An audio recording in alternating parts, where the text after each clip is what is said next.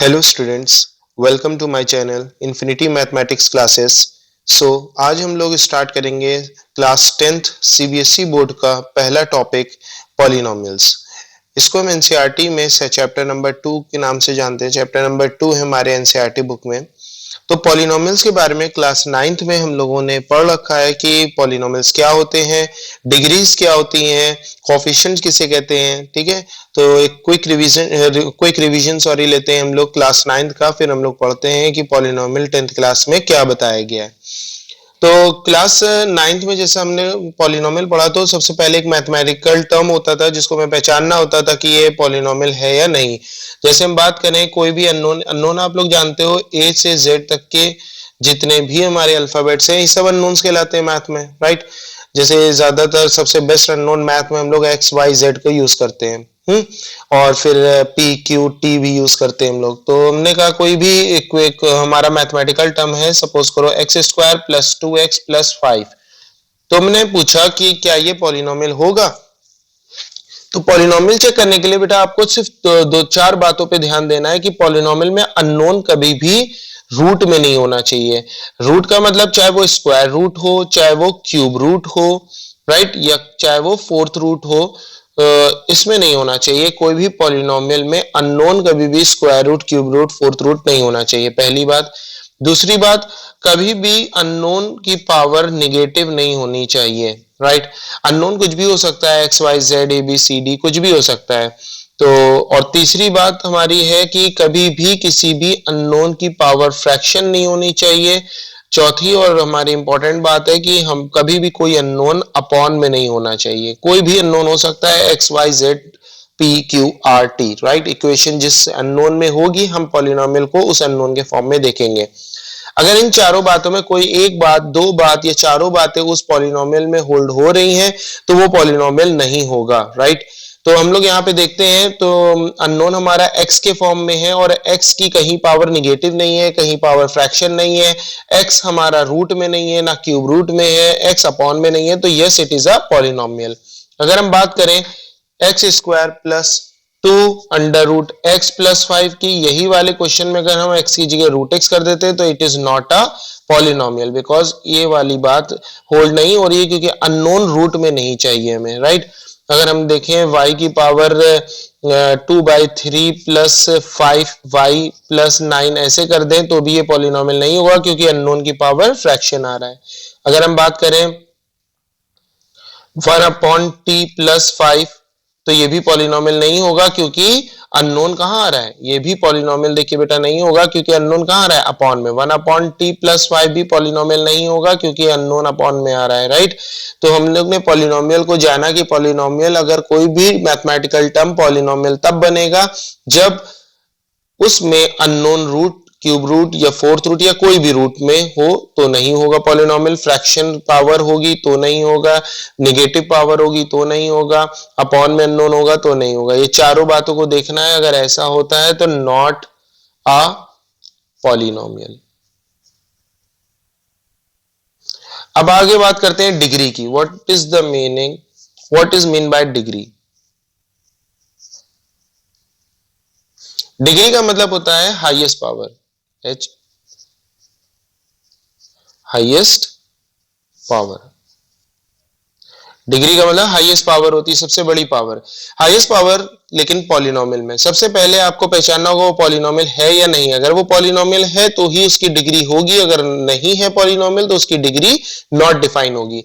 जैसे हम बात करें x की पावर 5 प्लस 3x की पावर 2 प्लस 5x, अगर हमने पूछा क्या पॉलिनोमियल है तो हमने देखा कि अननोन की पावर फ्रैक्शन नहीं है, निगेटिव नहीं है पावर, अपॉन में अननोन नहीं लिखा है, रूट में नहीं लिखा है, यानी कि ना ही क्यूब रूट, ना ही स्क्वायर रूट, ना ही फोर्थ रूट, ना ही फिफ्थ रूट, ना कोई रूट में।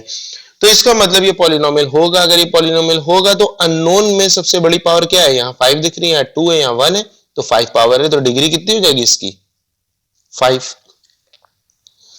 जैसे हमने कहा y square plus 5 y plus 7, right. तो अगर हम यहां पे देख रहे हैं ये क्या लिखा है हमारे पास, y square plus 5y plus 7। 5y plus, ठीक है ना, 7। तो सॉरी,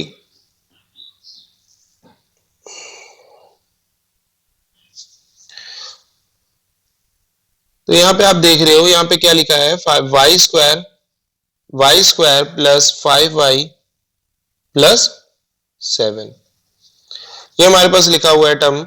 और हमने पूछा क्या ये पॉलिनोमियल है, तो yes it is a polynomial, तो ये पॉलिनोमियल होगा। और अगर हम पूछें ये पॉलिनोमियल होगा तो इसकी डिग्री क्या होगी, तो डिग्री इसकी 2 होगी। इसी तरह से अगर हम बात करें y प्लस 3 की, y प्लस 3 की बात करें तो ये भी पॉलिनोमियल होगा, तो इसकी डिग्री क्या होगी, तो इसकी सबसे बड़ी एक ही अननोन है इसमें, तो सिर्फ ये ना y, तो y की हाईएस्ट पावर क्या होगी, 1। यहाँ पे 1 है ना, तो 1 ही हाईएस्ट पावर होगी, तो इसकी डिग्री कितनी होगी, 1। अगर हम पूछे सिर्फ 5 लिख दिया तो ये पॉलिनोमियल होगा, हाँ ये भी पॉलिनोमियल होगा, क्योंकि इसके पास कोई अननोन ही नहीं है। अननोन रूट में होना, अननोन की पावर फ्रैक्शन होना, ठीक है ना, अननोन रूट में होना, अननोन की पावर नेगेटिव होना, अननोन की पावर फ्रैक्शन होना, अपॉन में अननोन होना का तो सवाल ही नहीं होता, क्योंकि ये कांस्टेंट टर्म है ना, ये कांस्टेंट टर्म है, तो ये भी हमारा पॉलिनोमियल होगा। अब ये पॉलिनोमियल होगा तो इसकी डिग्री क्या होगी, तो भाई इसमें तो कोई अननोन नहीं है, तो हम एक बात जानते हैं, जब कोई अननोन नहीं होता तो उसकी डिग्री 0 होती है ना। तो यहाँ पे हम लोग ये बात जान गए, ये क्लास 9 में हम लोग ने पढ़ा था। अब थोड़ा और डिटेल में हम बात करते हैं। अगर डिग्री 1 होगी तो हम उसको बोलते थे लीनियर पॉलिनोमियल। डिग्री 1, डिग्री मतलब हाईएस्ट पावर अगर किसी भी पॉलिनोमियल की 1 होगी तो उसको हम लोग लीनियर बोलते थे, लीनियर पॉलिनोमियल। डिग्री 2 होगी तो हम उसको बोलते थे क्वाड्रेटिक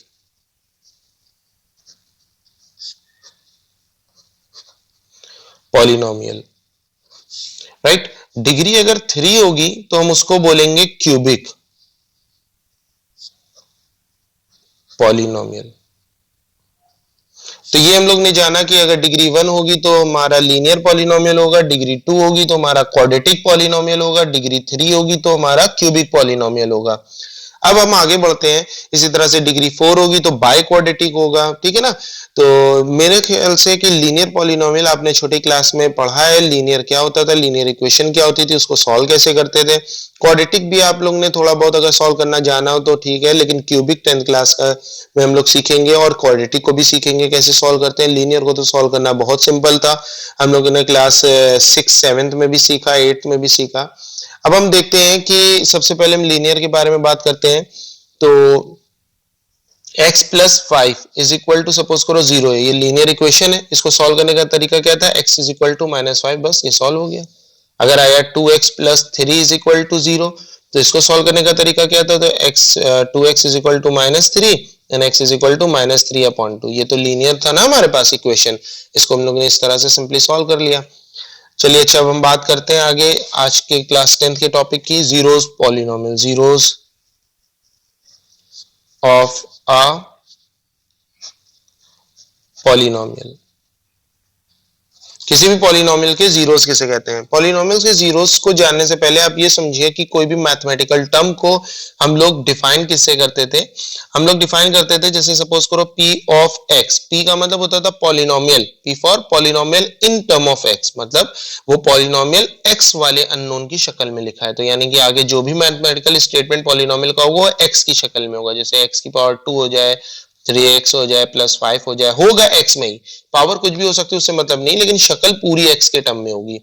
जैसे हम बात करें p ऑफ x, तो मतलब polynomial in the term of x, जैसे x की पावर 10 प्लस 3x की पावर 2 प्लस 18, कुछ भी हो सकता है, लेकिन x ही के टर्म में होगा, yz नहीं आएगा। फिर अगर हमने p ऑफ t लिख दिया तो फिर t की फॉर्म में होगा, t cube plus t plus 7, right. अगर हम यहाँ पे इस तरह से लिख देते हैं, तो ये जानने के बाद अब हम समझते हैं जीरोस ऑफ अ पॉलिनोमियल का क्या मतलब होता है। जीरोस ऑफ अ पॉलिनोमियल का बेटा मतलब होता है, अगर polynomial in the term of x लिखा है x प्लस 5, ये पॉलिनोमियल है इन द, इसका क्या मतलब है, polynomial in the term of x is equal to x plus 5, right. ये पॉलिनोमियल है x प्लस 5, और मैंने पूछा इसका जीरोस ऑफ अ पॉलिनोमियल क्या होगा, तो इसका मतलब इसमें जो अननोन है यानी x की ऐसी वैल्यू जिसपे ये पूरा पॉलिनोमियल 0 हो जाए, ठीक है ना, x की एक ऐसी वैल्यू जिसपे पूरा पॉलिनोमियल 0 हो जाए, वो इस पॉलिनोमियल का जीरो कहलाता है, या रूट कहलाता है, या सोल्यूशन कहलाता है। इसके कई एक नाम होते हैं, जीरोस ऑफ अ पॉलिनोमियल भी बोल सकते हैं, रूट्स ऑफ अ पॉलिनोमियल भी बोल सकते हैं, सोल्यूशन ऑफ अ पॉलिनोमियल भी बोल सकते हैं। जैसे हमने कहा इस पॉलिनोमियल का, इस वाले पॉलिनोमियल का जीरोस पता करो क्या होगा, या रूट पता करो क्या होगा, या सोल्यूशन पता करो। तो सिंपल देखो, किसी भी पॉलिनोमियल का जीरोस निकालना हो तो उसको जीरो के बराबर कर दो। x प्लस 5 पॉलिनोमियल का जीरोस हमें पता करना है, तो जीरो के बराबर करा, x की वैल्यू कितनी होगी -5, राइट। तो यानी इस वाले पॉलिनोमियल x प्लस 5 का जीरोस ऑफ अ पॉलिनोमियल क्या है -5, x की वैल्यू -5। पुट करके देख लो, चेक कर लो, वेरीफाई कर लेते हैं। p of x is equal to x plus 5 हमारा स्टेटमेंट था, इन्होंने कहा x की वैल्यू -5 अगर यहाँ पुट कर दोगे तो ये जीरो हो जाएगा। देखते हैं, -5 प्लस 5, हाँ ये तो जीरो हो रहा है भाई। तो यानी कि क्या हो गया, पॉलिनोमियल जो हमारा है x प्लस 5 उसका जीरोस कितना होगा, सिर्फ -5। अब बात है कि इसका सिर्फ क्या एक ही जीरो हो सकता है कि कई एक जीरो हो सकता है, नहीं x की कई एक वैल्यू हो सकती है क्या जो इस x प्लस 5 को जीरो करे? हम कहेंगे नहीं, सिर्फ और सिर्फ x की वैल्यू -5 पे ही जीरो होगा और किसी वैल्यू पे जीरो नहीं होगा, ये ध्यान रखिएगा।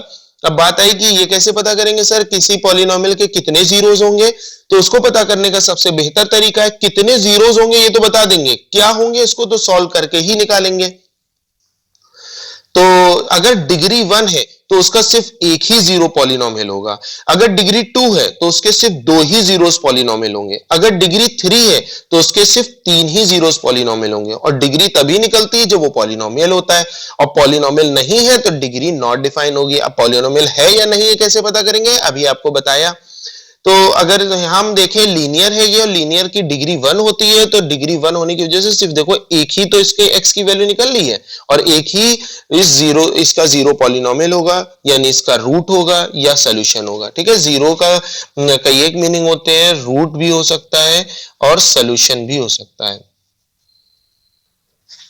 ठीक है ना, जीरोस ऑफ अ पॉलिनोमियल या रूट ऑफ अ पॉलिनोमियल या solution of a polynomial, right. वैसे जीरोस ऑफ अ पॉलिनोमियल के नाम से ज्यादा जानते हैं और रूट ऑफ अ पॉलिनोमियल के नाम से ज्यादा जानते हैं। कल को अगर अलग स्टेटमेंट लिखकर आ जाता है सोल्यूशन तो आप कंफ्यूज ना होना।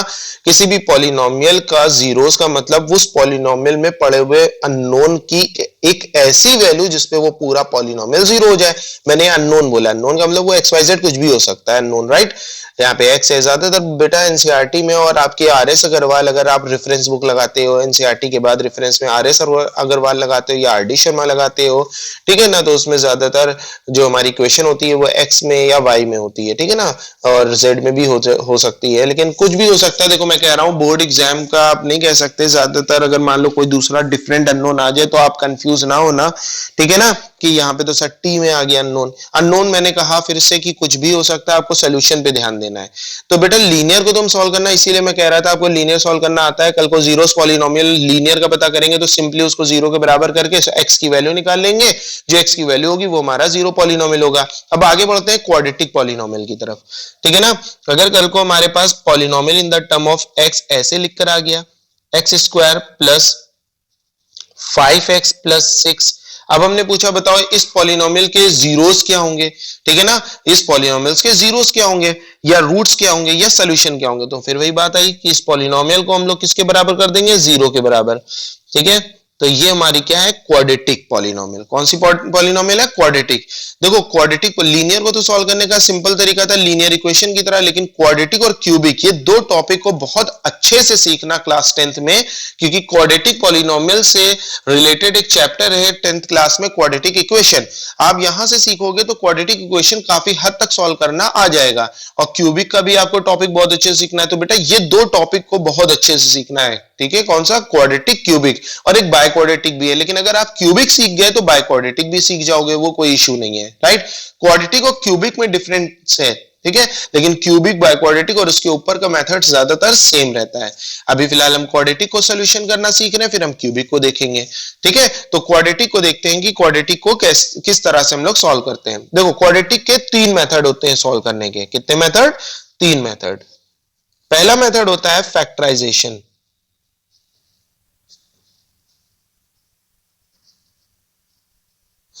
ठीक है ना, मेथड नंबर 1। फिर दूसरा मेथड होता है हमारा, इसका नाम होता है श्री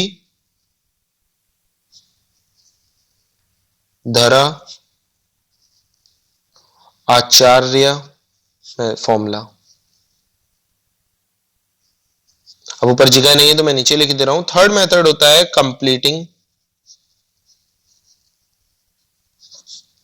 स्क्वायर मेथड। अभी फिलहाल ये तीन तरीके हैं जिससे हम लोग किसी भी क्वाड्रेटिक इक्वेशन को सॉल्व कर सकते हैं, ठीक है ना।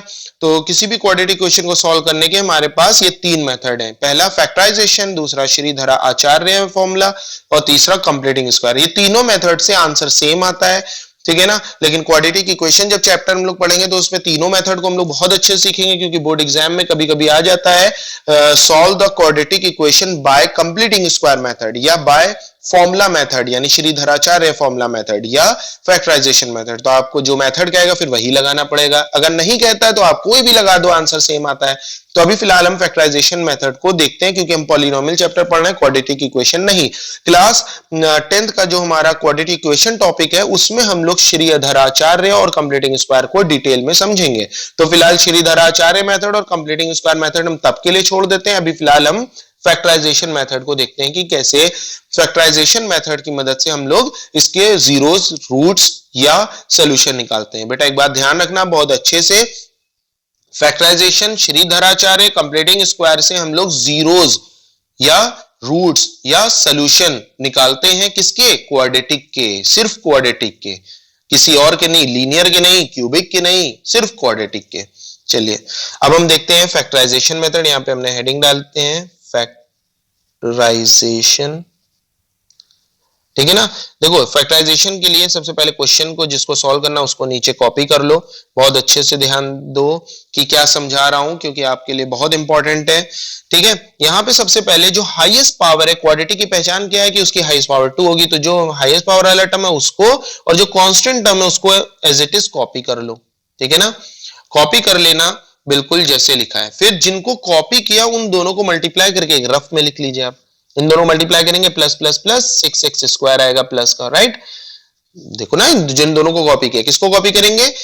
जिसकी पावर 2 होगी वो, और कांस्टेंट टर्म को, x वाले को नहीं, कांस्टेंट टर्म को, ठीक है। कर लिया कॉपी। अब इसके बाद क्या करेंगे? इन दोनों को मल्टीप्लाई करके यहाँ पे रफ में लिख लिया, ये लिखा हुआ है ना, रफ में लिख लिया। अब दो नंबर ऐसे सोचो जिनको मल्टीप्लाई करके ये आए, ऐड और सब्ट्रैक्ट करके बीच वाला टर्म आए। तो 3 2 6 मल्टीप्लाई करके 6 आ रहा है और 3 2 को ऐड करने पे 5 आ रहा है। देख रहे हो ना, मैंने कहा दो नंबर ऐसे सोचो जिनको मल्टीप्लाई करके 6 आए, ऐड या सब्ट्रैक्ट करके 5 आए। तो 3 हो गया और 2 हो गया। 3 और 2 को मल्टीप्लाई करेंगे 6 आएगा, 3 में 2 जोड़ेंगे तो 5 आएगा, चाहे जोड़ के आए चाहे घटा के आए। अब यहाँ पे अननोन कौन है? x, तो दोनों के साथ x दे दो। अगर y होता तो दोनों के साथ y दे देते। अब इसका साइन क्या है? प्लस, तो दोनों में जो नंबर बड़ा हो उसको प्लस कर दो, ये प्लस हो गया, सही ना।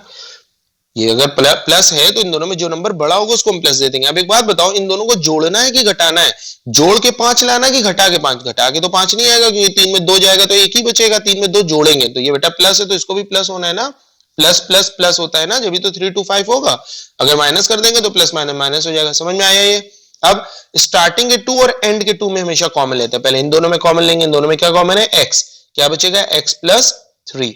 इन दोनों में क्या कॉमन है? हमेशा फर्स्ट साइन कॉमन लेना, प्लस, और क्या कॉमन है? 2। क्या बचेगा? x plus 3। देखो इसका वेरिफिकेशन क्या है, ये दोनों ब्रैकेट हमेशा सेम आएंगे। ये दोनों ब्रैकेट अगर सेम आ रहे हैं तो इसका मतलब आप सही कर रहे हो। फिर यही x प्लस 3 कॉमन ले लो। इधर से क्या बचेगा? x, इधर से x बचेगा और इधर से क्या बचेगा? 2 इक्वल टू 0। एक बार इन पहले वाले ब्रैकेट को 0 के बराबर करो और x की वैल्यू कितनी निकलेगी? -3। एक बार दूसरे वाले ब्रैकेट को 0 के बराबर करो, x की वैल्यू कितनी निकलेगी? -2। तो बेटा इसके क्वाड्रेटिक इक्वेशन के कितने जीरोस आ गए? इस वाली क्वाड्रेटिक इक्वेशन के कितने जीरोस आ गए? एक आया -3, एक आया -2। तो अभी मैंने आपको बता रहा था कि डिग्री अगर 1 होगी तो उसका सिर्फ और सिर्फ एक ही जीरो होगा। अगर डिग्री 2 होगी तो सिर्फ 2 जीरोस होंगे, ना 2 से ज्यादा ना 2 से कम। क्यूबिक होगी तो 3 होंगे।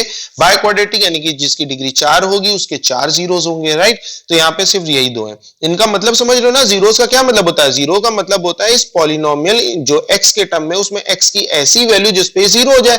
तो वो x की कौन सी वैल्यू? -3 और -2। अगर हम x की जगह -3 पुट करेंगे तो ये 0 होगा, डेफिनेटली 0 होगा। -2 पुट करेंगे तो भी ये 0 होगा। चाहो तो वेरीफाई कर लो, इसको चेक कर लो कि वाकई ये हो रहा है कि नहीं। तो x square plus 5x plus 6, right. x की वैल्यू एक बार -3 पुट करते हैं तो x की जगह -3 पुट किया, 5 इंटू -3 प्लस 6 है ना।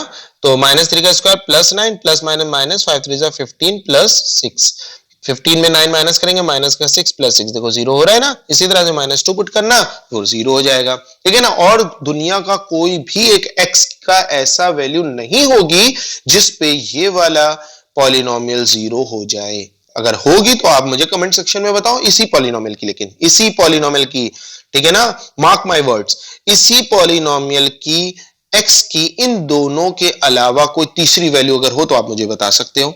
वैसे होगी नहीं मुझे मालूम है, ठीक है। तो फैक्टराइजेशन मेथड हम लोग ने समझा बेटा कि फैक्टराइजेशन मेथड में हाईएस्ट पावर और कांस्टेंट टर्म को एज इट इज कॉपी करने के बाद उन दोनों को मल्टीप्लाई करके रफ में लिखते हैं, फिर दो नंबर ऐसे सोचते हैं जिनको मल्टीप्लाई करके ये वाला टर्म आए और ऐड सबट्रैक्ट करके मिडिल वाला है।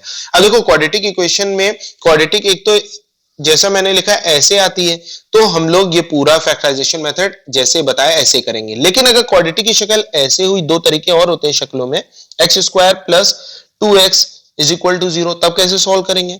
या अगर हमारे पास शक्ल ऐसी हुई एक्स स्क्वायर प्लस प्लस नहीं -36 इज इक्वल टू 0, तब कैसे सॉल्व करेंगे, है ना।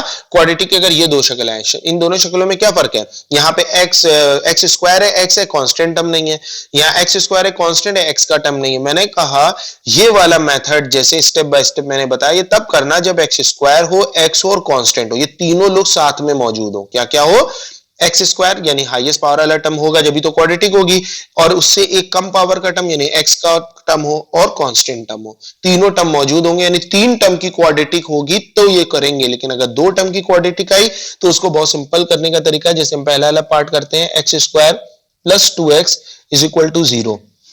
इन दोनों में देखो एक्स कॉमन ले लिया, इसके लिए कोई फैक्टराइजेशन मेथड ना करना, बहुत सिंपल है, ठीक है ना। एक्स कॉमन ले लिया क्योंकि दोनों में एक्स कॉमन था। एक बार पहला वाला टर्म 0 के बराबर करोगे, एक बार दूसरा वाला टर्म 0 के बराबर करोगे। तो पहले वाले को 0 के बराबर करा तो एक्स की वैल्यू डायरेक्ट 0 आ गई, और दूसरे वाले को 0 के बराबर किया तो एक्स की वैल्यू -2 आ गई, है ना। अब हम बात करें दूसरे वाले को, तो एक्स स्क्वायर -36 को अगर 0 के बराबर करते हैं तो x square is equal to 36 उधर भेज देंगे राइट कांस्टेंट को। तो एक्स इज इक्वल टू जब रूट लगाते हैं तो आपको मालूम होगा प्लस माइनस के साथ रूट लगता है 36, तो प्लस माइनस 6। तो एक्स की दो वैल्यूज देखो आ रही है, एक आ रही है प्लस की 6 और एक आ रही है माइनस का 6। देखो क्वाड्रेटिक है तो दो रूट आ रहे हैं, यहाँ 0 आ रहा था और -2 आ रहा था, यहाँ पे +6 आ रहा है और -6 आ रहा है, तो आएगा हमेशा दो रूट। तो देखो क्वाड्रेटिक की भी क्वेश्चन के तीन तरीके होते हैं, या तो तीनों टर्म होंगे उसमें या दो टर्म वाले होंगे क्वेश्चन, है ना। ये दो टर्म ध्यान रखिएगा अच्छे से, इस दो टाइप के, बहुत इंपॉर्टेंट बात मैंने आपको इतने में बता दी। अब इस क्वाड्रेटिक के ऊपर कोई और बात नहीं करेंगे, जो श्रीधराचार्य मेथड और कंप्लीटिंग स्क्वायर मेथड है इसको हम बात करेंगे जब हम चैप्टर पढ़ाएंगे क्वाड्रेटिक इक्वेशन नाम का। अभी फिलहाल हम पॉलिनोमियल पढ़ा रहे हैं, तो पॉलिनोमियल में फैक्टराइजेशन मेथड की मदद से हम लोग ने सीखा कि किस तरह से हम लोग क्वेश्चनों को सॉल्व करेंगे। बेटा अब हम आगे बढ़ते हैं, तो आगे हम देखते हैं इसमें कि क्या है हमारे पास टर्म। अब हम देखते हैं कि जीरोस ऑफ अ पॉलिनोमियल के बाद सम ऑफ जीरोस का क्या मतलब होता है। देखो क्वाड्रेटिक की जनरल इक्वेशन क्या होती है, general form of quadratic, quadratic का जनरल फॉर्म होता है ax square plus bx plus c। याद रखिएगा एक्स स्क्वायर के पीछे लिखा हुआ जो टर्म होगा वो a होगा, यानी एक्स स्क्वायर को छोड़ के जो बचता है वो a होता है, एक्स को छोड़ के जो बचता है विद साइन वो b होता है, और कांस्टेंट टर्म c होता है, राइट। ये हमारा क्या होता है क्वाड्रेटिक की जनरल फॉर्म। अच्छे से याद रखना, क्वाड्रेटिक की अभी चर्चा कर रहे हैं, अभी क्यूबिक नहीं बता रहे हैं, क्यूबिक अपने नेक्स्ट टॉपिक में बताएंगे, या अगर अभी टाइम रहा तो बताऊंगा। अभी फिलहाल आप देखो कि क्वाड्रेटिक इक्वेशन में एक्स स्क्वायर का जो कोएफिशिएंट होगा वो a होगा, एक्स का कोएफिशिएंट जो होगा वो b होगा, और जो बचा हुआ टर्म होगा वो कांस्टेंट होगा विद साइन। अब मैंने बात किया है इसमें कितने जीरोस होंगे, तो भी मैंने बताया आपको इसके दो जीरोस होंगे, ठीक है ना, दो जीरोस होंगे क्योंकि क्वाड्रेटिक है। तो देखो एनसीईआरटी की बुक हो या कोई भी रेफरेंस बुक हो, ज्यादातर जीरोस को किस अननोन से डिफाइन करते हैं, वो अननोन होता है अल्फा एंड बीटा। इसका नाम होता है अल्फा, ग्रीक का अल्फाबेट है ये बेटा, एबीसीडी जैसे हम लोग की है उसी तरह से ग्रीक की एबीसीडी है, ये अल्फा है और ये बीटा है, ठीक है ना। ये अल्फा है और ये बीटा है, याद रखिएगा अल्फा एंड बीटा, ये दो जीरोस हैं इसके। तो यहां पे हमारे पास क्वेश्चन आता है क्वाड्रेटिक इक्वेशन का sum of zeros, sum of zeros. तो सम ऑफ जीरोस मतलब अल्फा और बीटा दो जीरोस है ना, इन दोनों को सम करो, तो ये होता है बराबर माइनस बी अपॉन ए के। यानी अगर कल को क्वाड्रेटिक पॉलिनोमियल हमें गिवन हो तो हम उस पॉलिनोमियल में x का कोफिशिएंट और x स्क्वायर के कोफिशिएंट को डिवाइड करके माइनस से मल्टीप्लाई कर देंगे तो उस क्वाड्रेटिक पॉलिनोमियल के जो जीरोस होंगे उनका सम आ जाएगा। यानी अगर उनका सम निकालना हो या तो उसके क्वाड्रेटिक पॉलिनोमियल के जीरोस पता करो और उन दोनों को जोड़ो, या उस क्वाड्रेटिक पॉलिनोमियल के जीरोस बिना पता किए भी आप उन दोनों का सम निकाल सकते हो। किन दोनों का? उनके जीरोस का। कैसे? x के कोफिशिएंट और x स्क्वायर के कोफिशिएंट को आपस में डिवाइड करो, यानी x के coefficient divided by x square coefficient और माइनस से मल्टीप्लाई कर दो, जैसा कि यहां पे आप देख रहे हो, है ना। ठीक है, x का कोफिशिएंट b और x square coefficient a, b upon a करके माइनस से मल्टीप्लाई कर दोगे तो उस क्वाड्रेटिक पॉलिनोमियल के जीरोस का सम आ जाएगा। अभी हम इसको भी वेरीफाई कराएंगे। दूसरा इसके ऊपर बात आती है product of zeros. Product of zeros, तो प्रोडक्ट ऑफ जीरोस का मतलब होता है उस क्वाड्रेटिक पॉलिनोमियल के जीरोस का प्रोडक्ट। उस क्वाड्रेटिक पॉलिनोमियल के जीरोस अल्फा बीटा डिफाइन किए ना, हमेशा अल्फा बीटा ही लेना, हर बुक में अल्फा ही बीटा मिलेंगे, जीरोस को अल्फा ही बीटा से डिफाइन किया गया बेटा, तो अल्फा बीटा को देखते चलेंगे। प्रोडक्ट ऑफ जीरो मतलब उन दोनों का प्रोडक्ट, तो ये बराबर होता है सी अपॉन ए के। कल को हमें क्वाड्रेटिक पॉलिनोमियल गिवन हो और क्वाड्रेटिक पॉलिनोमियल गिवन हो तो हम लोग क्या करेंगे, उस क्वाड्रेटिक पॉलिनोमियल में कांस्टेंट टर्म को एक्स स्क्वायर के कोफिशिएंट यानी ए से डिवाइड कर देंगे और कोई साइन मल्टीप्लाई नहीं करेंगे। अगर इन दोनों को डिवाइड करके जो आंसर आएगा वह उसका प्रोडक्ट भी होगा। किसका प्रोडक्ट? जीरोस का प्रोडक्ट। तो ये याद रखना है, बहुत शॉर्ट फॉर्म में है, इसको भी वेरीफाई भी करते हैं हम लोग जल्दी से। ठीक है ना, क्वेश्चन आता है फाइंड द, ठीक है ना, कहता है क्वेश्चन में कि find the zeros of a polynomial, जो भी पॉलिनोमियल है, सपोज करो पीछे वाला क्वेश्चन ले लेते हैं हमारा x square plus 5x plus 6, right, यही था ना पीछे क्वेश्चन। मैंने क्या कहा, पहले कहा find the zeros of this polynomial. तो देखो जब भी फाइंड आएगा तो आप लोग क्या करोगे, इसको जीरो के बराबर करोगे, अगर ये क्वाड्रेटिक है तो फैक्टराइजेशन मेथड से सॉल्व करोगे, है ना। अभी पीछे किया था वैसे ही कर लेना, तो x की दो वैल्यूज हमारे पास आ जाएंगी, जैसे हमने पीछे किया था ना, ये पूरा हम लोग काम करेंगे। x की दो वैल्यूज आएंगी, एक -3 होगी और एक -2 होगी, सही है। -3 एंड -2 हमारे दो जीरोस आ गए, पीछे हमने सॉल्व किया, पूरा वैसे ही करना, ठीक है ना, डायरेक्ट हमने पीछे से लिख दिया आंसर। तो सबसे पहले क्वेश्चन आपके बोर्ड में कैसे आएगा, find the zeros of this polynomial and verify the relation, ठीक है ना, सम एंड प्रोडक्ट वाला जो रिलेशन है उससे वेरीफाई करो, ठीक है ना, and verify the relation between the zeros and coefficient. क्या कहता है, and verify the relation between zeros and coefficient. Zeros and coefficient का रिलेशन यही होता है, जीरोस एंड कोएफिशिएंट का रिलेशन से वेरीफाई करो। तो देखो इसको पहले तो हम लोग, अगर बोर्ड में क्वेश्चन आया, बोर्ड में क्वेश्चन आएगा find the zeros of the quadratic polynomial x square plus 5x plus 6 and verify the relation between zeros and coefficient. तो हमको जब फाइंड द जीरोस पॉलिनोमियल कहे तो हम लोग वैसे ही फाइंड करेंगे, है ना, ये वाले तरीके से तो हम उसका सम और उसका प्रोडक्ट निकाल सकते हैं, जीरोस नहीं निकाल पाएंगे, जीरोस भी निकाल लेंगे इससे, लेकिन अभी हम वो डिटेल में बात आगे करेंगे कि किस तरह से हम इनकी मदद से जीरोस निकालते हैं। देखो अभी फिलहाल बात कर रहे थे कि यहाँ पे हमारे पास क्या क्वाड्रेटिक पॉलिनोमियल है, इसका जीरोस पता करना, तो फैक्टराइजेशन मेथड से हमने इसके दो जीरोस निकाल लिए। तो पहले वाले जीरो का नाम अल्फा होगा, यानी अल्फा की वैल्यू -3 है, और दूसरे वाले जीरो का नाम बीटा होगा, किसी को भी अल्फा किसी को भी बीटा मान लो। इसके बाद वेरीफाई द रिलेशन कह रहा है, तो रिलेशन को वेरीफाई करने के लिए पहला रिलेशन था अल्फा और बीटा का सम बराबर होना चाहिए -b अपॉन a के। चेक करते हैं, ठीक है ना। देखो अगर हम बात करें इस क्वाड्रेटिक पॉलिनोमियल की, तो इस क्वाड्रेटिक पॉलिनोमियल में x square plus 5x plus 6 वाली क्वाड्रेटिक पॉलिनोमियल में a क्या है, a है एक्स स्क्वायर का कोएफिशिएंट यानी 1, b क्या है x का कोएफिशिएंट यानी 5, c क्या है जो कांस्टेंट टर्म है विद साइन, है ना। ये हमारे पास एबीसी की वैल्यू हो गई। अब क्या करेंगे, सम ऑफ जीरोस का मतलब alpha plus beta, alpha plus beta का मतलब हो गया कि अल्फा कितना था हमारे पास -3 और प्लस, और बीटा कितना हो गया -2, -3 + 2 करेंगे तो कितना आ जाएगा, -3 प्लस -2 और माइनस का 5 आ रहा है, और इक्वल टू क्या लिखा है -b अपॉन a, कह रहा है कि अल्फा और बीटा का सम यानी उन दोनों के जीरोस को अगर जोड़ोगे तो -b अपॉन a के बराबर आओगे। तो -b अपॉन a करके देखते हैं। अब हम निकालते हैं -b अपॉन a, ये हमने क्या निकाला है अल्फा प्लस बीटा, आप लिख दो, यहां लिखो -b अपॉन a, यहाँ -b अपॉन a लिखते हो तो b की वैल्यू क्या है इसी क्वाड्रेटिक पॉलिनोमियल से 5 और a की वैल्यू 1, तो -5/1 -5 आ रही है कि नहीं आ रही है। देखो ना अल्फा और बीटा को जोड़ने पे भी -5 आंसर आ रहा है, और b upon a minus of b upon a कर रहे हैं तो भी -5 आ रहा है, दोनों सेम है, यानी -5 क्या है उन दोनों जीरोस का सम, यहाँ पे सम करके भी दिखा दिया।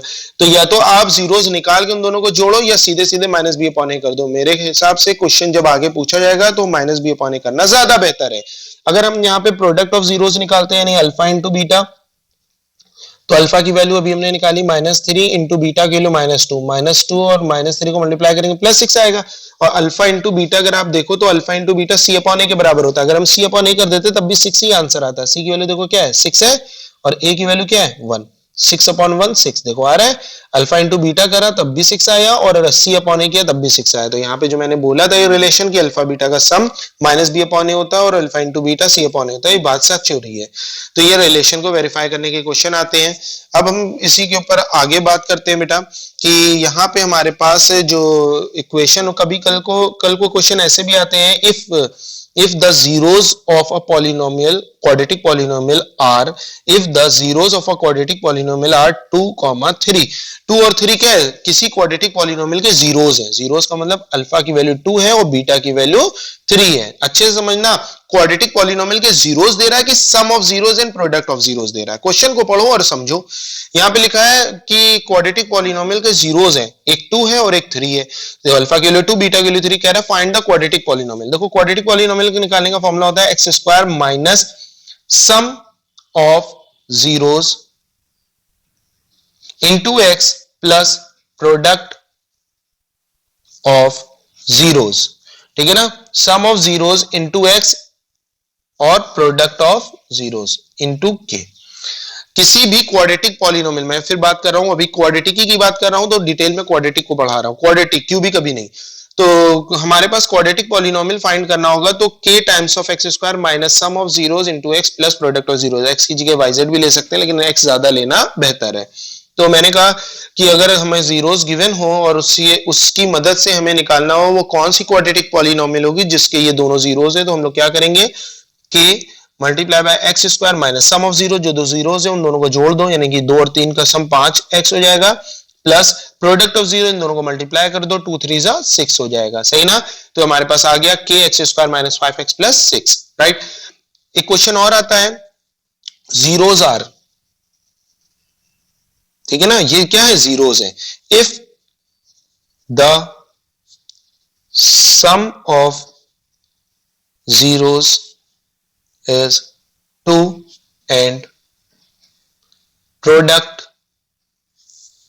of zeros is 3। अगर सम ऑफ जीरोस 2 है और प्रोडक्ट ऑफ जीरोस 3 है तब हमें क्वाड्रेटिक निकालना हो तो x k times of x² minus, ये सम ऑफ जीरोस गिवन है यानी डायरेक्ट 2 लिखेंगे, x प्लस ये प्रोडक्ट है सीधे सीधे 3 लिखेंगे, ये प्रोडक्ट करके दिया है कि नहीं दो जीरोस का, सही कि नहीं। तो ये हमारे पास एक टर्म हो गया। तो अभी हमारे पास एनसीईआरटी की एक्सरसाइज नंबर 1 पे था और 2 पे हम पहले नंबर 2 एक्सरसाइज को हम लोग ने समझा। अब 1 को समझने के लिए ग्राफिकल टर्म को समझते हैं। देखो बेटा, कभी कभी हमसे क्या कह देता है, ग्राफ के पॉइंट ऑफ व्यू से हमें बताओ कि किसी क्वाड्रेटिक पॉलिनोमियल के कितने जीरोस होंगे। ग्राफ के पॉइंट ऑफ व्यू से बताने के लिए आपको मालूम होगा ये एक्स एक्सिस होती है ना, और ये y एक्सिस होती है। तो x axis and y axis की बात करते हैं। देखो ग्राफ में अगर हमने ग्राफ ऐसे बना दिया तो हमने पूछा बताओ इस ग्राफ के पॉइंट ऑफ व्यू से बताओ इसके कितने जीरोस होंगे, तो ये तो बड़ा अजीब सा है। अभी तक के इक्वेशन के पॉइंट ऑफ व्यू से बताना था तो सॉल्व कर लेते, तो ग्राफ को कैसे सॉल्व करें, तो इसका तरीका सिंपल है कि ग्राफ ने x एक्सिस को जितनी जगह कट या टच किया वो उसके उतने ही जीरोस होंगे। y से मतलब नहीं है, y एक्सिस से मतलब नहीं है, मेरी बात को ध्यान रखना। अगर ग्राफ ने x एक्सिस को x एक्सिस पे जितनी जगह कट या टच किया उसके उतने जीरोस होंगे। जैसे इस ग्राफ ने x एक्सिस को कितनी जगह कट किया, 1 2 3, तो इसके 3 जीरोस होंगे या 3 रूट्स होंगे। अगर हम बात करें इस वाले ग्राफ की, तो ये वाला ग्राफ ने x एक्सिस को 1 2 और 3 जगह फिर से कट किया, टच किया, तो इसके भी 3 जीरोस होंगे। ठीक है ना, फिर से हम बात करते हैं और थोड़े अच्छे क्वेश्चन देते हैं। जैसे हमने कहा इस ग्राफ ने, तो इस ग्राफ ने सर एक्स एक्सिस को टच और कट कुछ भी नहीं किया तो इसके 9 जीरोस होंगे। अगर हम बात करें इस वाले ग्राफ की, इस ग्राफ ने इसको सिर्फ एक ही जगह टच किया तो इसके सिर्फ 1 जीरोस होंगे, है ना। अगर हम बात करें इस वाले ग्राफ की, सॉरी, तो इसके कितने होंगे, 1 2 3 4 5, तो 5 जीरोस हो जाएंगे, सही ना। तो ग्राफ के पॉइंट ऑफ व्यू से अगर समझना हो तो उस ग्राफ ने एक्स एक्सिस को जितनी जगह कट या टच किया उसके उतने जीरोस होंगे, याद रखिएगा, राइट, उतने जीरोस होंगे। तो हमने ग्राफ के पॉइंट ऑफ व्यू से समझ लिया कि उस ग्राफ के कितने जीरोस होंगे। अगर हमें निकालना हो तो सिंपली हम लोग एक्स एक्सिस पे देखेंगे उसने कहां कहां कट किया या टच किया, बट ये देखना है जैसे वाले में टच और कट कुछ नहीं है तो इसके नो जीरोस होंगे। तो एक्सरसाइज एनसीईआरटी से एक्सरसाइज 1 और 2 हो गई है। आप लोग अगर चाहो तो लगा सकते हो इसके क्वेश्चन, और बिल्कुल लगाना मैं कह रहा हूं, तो ताकि आप लोग को समझ में आए कि कैसे सॉल्व करेंगे। अब हम इसके बाद बात करेंगे क्वाड्रेटिक के बाद। अब बेटा बात करेंगे क्यूबिक पॉलिनोमियल क्या होता है और क्यूबिक पॉलिनोमियल को किस तरह से सॉल्व करते हैं। जिस तरह से क्वाड्रेटिक पॉलिनोमियल में sum of zeros and product of zeros है, इसी तरह से क्यूबिक पॉलिनोमियल में भी है। चलो थोड़ा सा छोटा सा टर्म देख भी लेते हैं हम लोग। जैसे हम बात करें क्यूबिक की, क्यूबिक पॉलिनोमियल, क्यूबिक पॉलिनोमियल का मतलब होता है जनरल, फिर वही बात है जिस तरह से क्वाड्रेटिक की जनरल फॉर्म होती है इसी तरह से क्यूबिक की जनरल फॉर्म होगी। क्यूबिक की जनरल फॉर्म होगी ax cube plus bx square plus cx plus d, है ना। ये होती है क्यूबिक की जनरल फॉर्म। एक्स क्यूब का कोफिशिएंट a होता है, एक्स स्क्वायर का b होता है, एक्स का c होता है, d ये हो गया। आप लोग को यही याद रखना, कोई दूसरा नोट नहीं लेना। इसमें भी तीन बातें, इसमें भी आती हैं बातें, जैसे एक होता है sum of zeros. Sum of zeros का मतलब होता है जैसे इसके कितने जीरोस होंगे भाई, इसके तो 3 जीरोस होंगे, एक का नाम अल्फा होगा, एक का नाम बीटा होगा, तीसरे का फिर क्या नाम होगा, गामा। ये किसका सिंबल है, गामा, वाई की तरह दिखता है हल्का सा, गामा। तो सम ऑफ जीरोस मतलब अल्फा बीटा और गामा का सम, ये किसके बराबर होगा, ये माइनस बी अपॉन ए के बराबर होगा। यानी उन तीनों जीरोस को जोड़ दो या बी अपॉन ए कर दो, बात एक ही है। दूसरा होता है हमारा product of zeros two at a time, दो करके, ठीक है ना, टू एट अ टाइम, यानी कि alpha beta plus beta gamma plus gamma alpha, two at a time, दो करके। ये किसके बराबर होगा, ये सी अपॉन ए के बराबर होगा। और तीसरी बात है, इसमें तीन बातें होती हैं, इसमें सिर्फ एक आखिरी होगा, product of zeros. Product of zeros बोला है बस हमने, तो इसका मतलब तीनों को प्रोडक्ट कर देंगे, नहीं अल्फा बीटा गामा, तो ये बराबर होगा माइनस डी अपॉन ए के, ठीक है ना, अच्छे से समझिएगा, ठीक है। तो प्रोडक्ट ऑफ जीरोस अगर करना हो डी अपॉन ए के बराबर माइनस के, product of zeros two at a time ये, और तीनों का सम ये माइनस बी अपॉन ए के बराबर होगा। अगर हमसे कल को कह दिया जाए if the zeros of cubic polynomial are 2 3 5, यानी 3 जीरोस दे रहे हैं, फाइंड द क्यूबिक पॉलिनोमियल, तो क्यूबिक पॉलिनोमियल निकालने का फॉर्मूला होता है k times of x cube, है ना बेटा, k times of x cube minus sum of zeros